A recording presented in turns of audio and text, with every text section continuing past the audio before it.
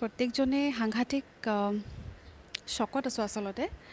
আমি বিশ্বাস কৰিব পৰা নাই যে কিশোৰ আমাৰ মাজত আৰু ঘূৰি নাহে। সেইজন ব্যক্তি যিজন ব্যক্তি কেৱল হাঁহি থাকিছিল, ওচৰত থকা ব্যক্তিসকলক তেওঁ হহুৱাই থাকি ভাল পাইছিল। তাৰমানে কেৱল তেওঁ হাঁহি বিলাই ভাল পায়। মই তেখেতক প্ৰফেচনেলি লগ পাইছোঁ যদিও আমি ভাল বন্ধুও আছিলোঁ, কিশোৰ আৰু মই। তেখেতৰ সৈতে মোৰ এটা গীত আছিল চেংকন বুলি। সেইটো গীতৰ জৰিয়তে আমি সাংঘাতিক ভালেখিনি ক্ল'জ হৈছিলোঁ। আৰু কিবা জীৱনমুখী এটা হাঁহি লৈ পেলাই তেখেত আগবাঢ়ি যায়। আৰু ইনফেক্ট আমি সকলোৱে দেখিছোঁ তেখেত অসুস্থ থাকোঁতেও তেওঁ ইমান সাংঘাতিক পজিটিভ, ইমান মটিভেট হৈ থাকে যেন তেওঁ আমিতো ভাবিছিলোঁ তেখেত আকৌ ঘূৰি আহিব সুস্থ হয়। আৰু সেইটো ভাবি পেলাই আমি সকলোৱে নিজাববীয়াকৈ যি পাৰোঁ আমি সকলোৱে কৰিছোঁ, অসমবাসী ৰাইজে কৰিছিল।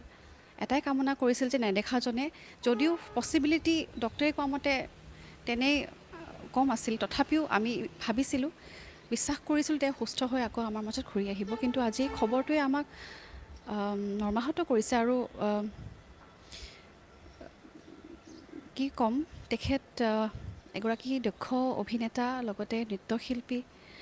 আৰু আজিৰ পৃথিৱীখনত আটাইতকৈ মূল্যৱান অস্ত্ৰ হৈছে এজন ভাল ব্যক্তি হোৱাৰ মূল্যৱান কথা এটা, খুব প্ৰেচিয়াছ।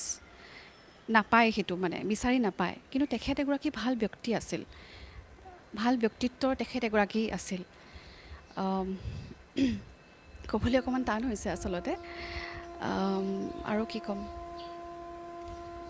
তেখেতৰ আত্মাই শান্তি পাওক। অভিনয় কৰি ভাল পাইছিল, নাচি থাকি ভাল পাইছিল। তেখেত ইনষ্টাগ্ৰামটো খুলিলেই তেখেতৰ সেই হাঁহিমুখীয়া ৰীলবোৰ দেখা পাওঁ। অসুস্থ অৱস্থাটো আপুনি বিশ্বাস কৰক, তেখেত অভিনয়ৰ লগতে জড়িত হৈ আছিল। সেই ৰীলবোৰ বনায়, ইনষ্টাগ্ৰাম ৰীল বনায় আৰু আমাক দৰ্শকক তেখেতে হাঁহি বিলায়। হয়তো তেওঁ ভাবিছিল চাগে যে তেওঁ ঘূৰি আহিব, নাজানো হঠাৎ কি হৈ গ'ল। আৰু কোনো মানি ল'ব পৰা নাই আচলতে। সাংস্কৃতিক পৃথিৱীখনৰ কাৰণে এটা ডাঙৰ লছ বুলিয়ে ক'ম। অসমবাসী ৰাইজৰ খুব মৰমৰ আছিল কিশোৰ, আমাৰ খুব মৰমৰ আছিল। আৰু হয়তো কিশোৰক বেয়া পোৱা মানুহ মই শুনাই নাই সাংস্কৃতিক পৃথিৱীখনত। সকলোৱে তেখেতক ভাল পায় আৰু সকলোৰে সৈতে তেখেতৰ এটা খুব ভাল সম্পৰ্ক। খুবেই এজন ভাল ব্যক্তি আচলতে। মৃত্যুৰ পাছত সকলোৱে গুণগান গায় বুলি কয়, কিন্তু তেখেতৰ কথাটো সঁচাকৈয়ে কৈ আছোঁ। সকলোৱে তেনেকৈয়ে ক'ব, তেখেত এজন ভাল ব্যক্তি আছিল। আৰু সেইটোৱে কামনা কৰোঁ, তেখেত পুনৰ যদি পৃথিৱীখনলৈ আহে, আকৌ তেখেতে ভাল পোৱা কাম, আটাইতকৈ ভাল পোৱা কাম আছিলে অভিনয় আৰু নৃত্য, তাকেই কৰে যেন। আৰু লগতে তেখেতৰ ঘৰৰ পৰিয়ালৰ ব্যক্তিসকলৰ মই কামনা কৰিছোঁ যাতে তেওঁলোকে সেই শক্তিখিনি পায় অভাৰকাম কৰিবৰ কাৰণে। লগতে তেখেতৰ অনুৰাগীসকল, ময়ো তেখেতৰ এগৰাকী অনুৰাগীয়ে হয়, কিশোৰৰ বন্ধুৰ লগতে কিশোৰৰ এগৰাকী অনুৰাগী। গতিকে অনুৰাগীসকলেও যাতে সেই শক্তিখিনি পায়।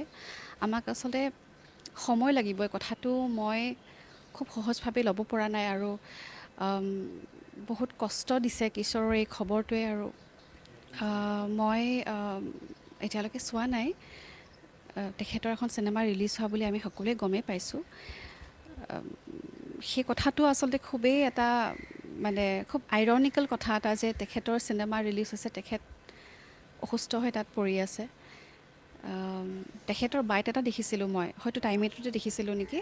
তেখেত চিনেমাৰ কাৰণে এটা বাইট দিছিলে যে মই ইমান সেই বাইটটোতো তেখেতৰ যিটো মুখৰ যিটো এক্সপ্ৰেশ্যন, সেইটো আচৰিত।